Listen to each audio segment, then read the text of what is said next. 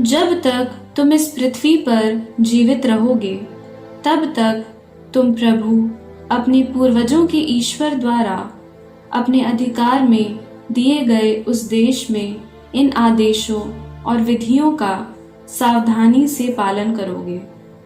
तुम ऊंचे पर्वतों और पहाड़ियों पर तथा सब छायादार वृक्षों के नीचे उन सब स्थान को पूर्णतया नष्ट करो जहां वे राष्ट्र अपने देवताओं की पूजा करते हैं, जिनका देश तुम अपने अधिकार में करने जा रहे हो। उनकी वेदियों को तोड़ दो, उनके पवित्र स्मारकों को चकनाचूर कर दो, उनके पूजा के स्तंभों को जला दो, उनकी देव मूर्तियों को टुकड़े टुकड़े कर दो और उन स्थानों से उनका नाम तक मिटा दो। तुम उनकी तरह प्रभु अपने ईश्वर की पूजा नहीं करोगे। प्रभु तुम्हारा ईश्वर अपना नाम स्थापित करने और वहां निवास करने के लिए तुम्हारे सब वंशों में जिस स्थान को निश्चित करेगा, तुम उसका पता लगाकर केवल वहां जाओगे। तुम वहीं अपनी होम और शांति बलियां ले आओगे।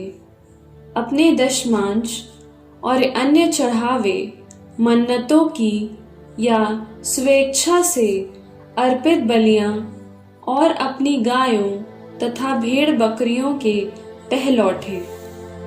वहां तुम प्रभु अपने ईश्वर के सामने अपने परिवारों के साथ भोजन करोगे और अपने कल्याण के कारण आनंद मनाओगे, क्योंकि तुम्हें प्रभु अपने ईश्वर का आशीर्वाद प्राप्त होगा।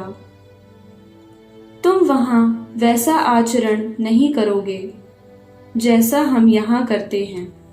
यहाँ तो प्रत्येक व्यक्ति जो उचित समझता है वही करता है, क्योंकि अब तक तुम उस विश्राम स्थान और उस विरासत तक नहीं पहुँचे हो जिसे प्रभु तुम्हारा ईश्वर तुमको देने जा रहा है। परंतु जब तुम यरदन पार कर उस देश में पहुंचोगे जिसे प्रभु तुम्हारा ईश्वर तुम्हें दाएं भाग के रूप में दे रहा है, तो वो तुम्हें तुम्हारे शत्रुओं से मुक्त करेगा और तुम उसमें सुरक्षित होकर निवास करोगे। तुम उस स्थान पर जिसे प्रभु तुम्हारा ईश्वर अपना नाम स्थापित करने के लिए चुनेगा, ये सारे चढ़ावे ले आओगे जिनके विषय में मैं तुम्हें आदेश देता हूँ। अपनी होम और शांति बलियां, अपने दशमांश और अन्य चढ़ावे तथा मन्नत के अन्य उपहार। तब तुम अपने प्रभु ईश्वर के सामने अपने पुत्र पुत्रियों, अपने दास दासियों और अपने नगरों में रहने वाले लेवियों के साथ आनंद मनाओगे, क्योंकि तुम्हारी तरह लेवियों की अपनी कोई भूमि और दाय भाग नहीं है। सावधान रहो, तुम जहाँ कहीं चाहते हो वहाँ होम बलियां मत चढ़ाओ। केवल उसी स्थान पर होम बलियां चढ़ानी चाहिए जिसे प्रभु तुम्हारे किसी वंश के यहाँ चुनेगा, और वहाँ मेरे आदेश के अनुसार ही सब अन्य विधियां पूरी करो।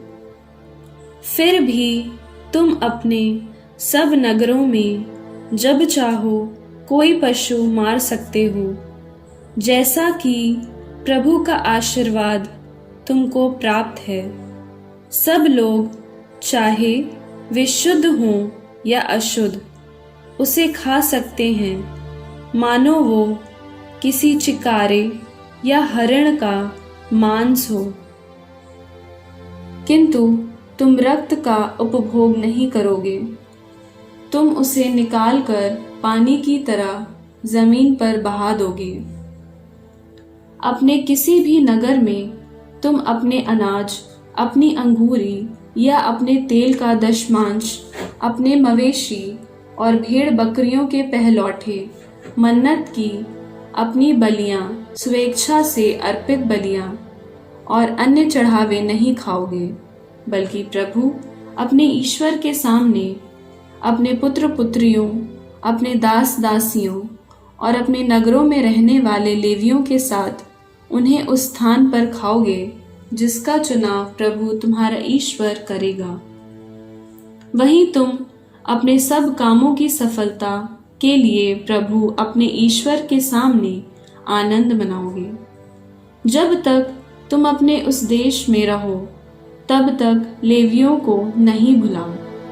जब प्रभु तुम्हारे ईश्वर ने अपनी प्रतिज्ञा के अनुसार तुम्हारे देश का विस्तार किया हो और तुम मांस खाना चाहते हो, क्योंकि तुम मांस खाना पसंद करते हो, तो तुम जितना चाहो खा सकते हो।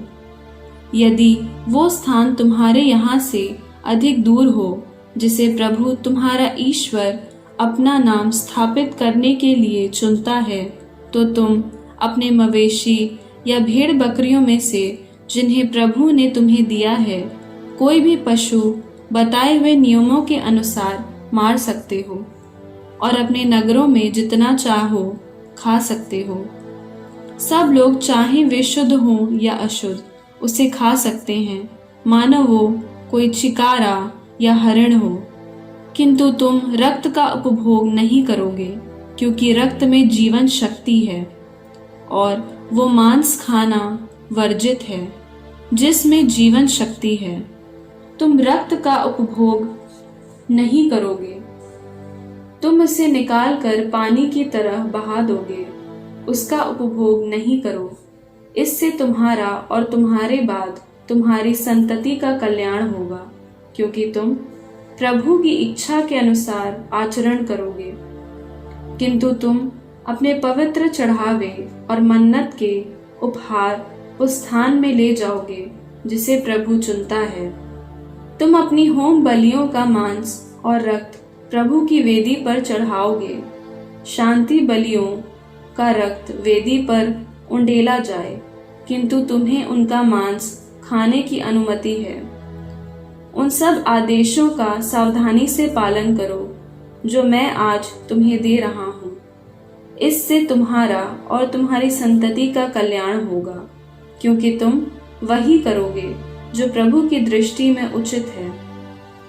जब प्रभु तुम्हारे ईश्वर ने तुम्हारे सामने उन राष्ट्रों का विनाश किया होगा जिनका देश तुम अपने अधिकार में करने जा रहे हो, और जब तुमने उसे अपने अधिकार में किया होगा और तुम उनके देश में बस गए होगे, तो सावधान रहो कि तुम्हारे सामने उनके विनाश के बाद तुम उनका अनुकरण करते हुए फंदे में ना फंस जाओ।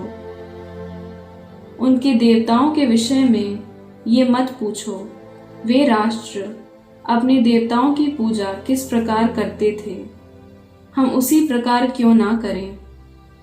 तुम उनकी तरह प्रभु अपने ईश्वर की पूजा नहीं करोगे, क्योंकि वे अपने देवताओं की पूजा करते समय सब प्रकार के घोर कुकर्म करते हैं जिनसे प्रभु घृणा करता है। वे अपने देवताओं के लिए अपने पुत्र पुत्रियों को भी अग्नि में जला देते हैं।